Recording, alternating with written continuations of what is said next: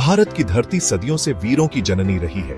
यहाँ ऐसे महान योद्धा पैदा हुए जिन्होंने अपनी वीरता और बलिदान से इतिहास रचा। ऐसी ही एक अमर गाथा है राजा पृथ्वीराज चौहान और मोहम्मद गौरी की।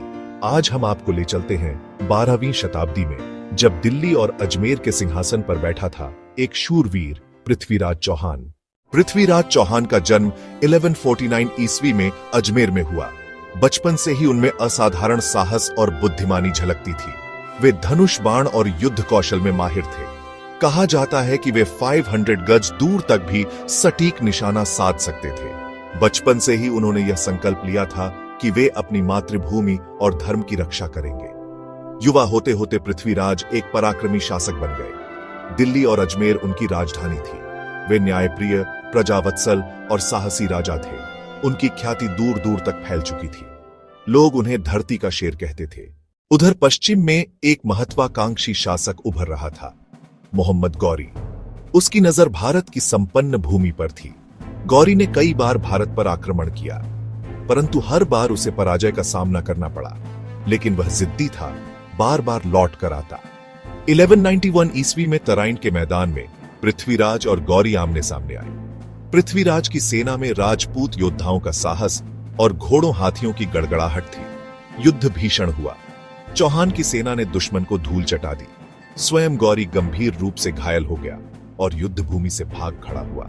लेकिन जब उसे बंदी बनाकर दरबार में लाया गया तो पृथ्वीराज ने कहा, राजपूत कभी शरणागत पर वार नहीं करता। जाओ, तुम्हें जीवन दान दिया जाता है। यही क्षमा बाद में उनकी सबसे बड़ी भूल साबित हुई। गौरी ने यह अपमान कभी नहीं भुलाया। अगले ही वर्ष वह और भी बड़ी सेना के साथ लौटा।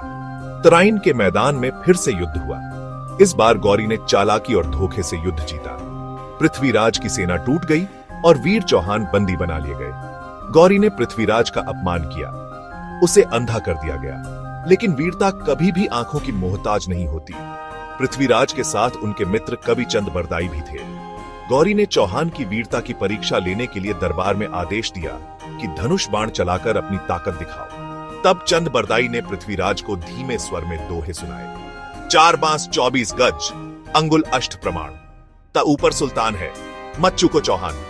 पृथ्वीराज ने केवल शब्द सुनकर निशाना साधा और देखते ही देखते बाण सीधा गौरी के दरबार में बैठे सेनापति की गर्दन चीरता हुआ निकल गया। इसके बाद पृथ्वीराज और चंद बरदाई ने आत्म बलिदान कर दिया।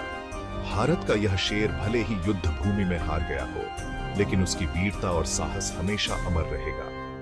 राजा पृथ्वीराज चौहान की कहानी हमें सिखाती है कि दया और क्षमा महान है, परंतु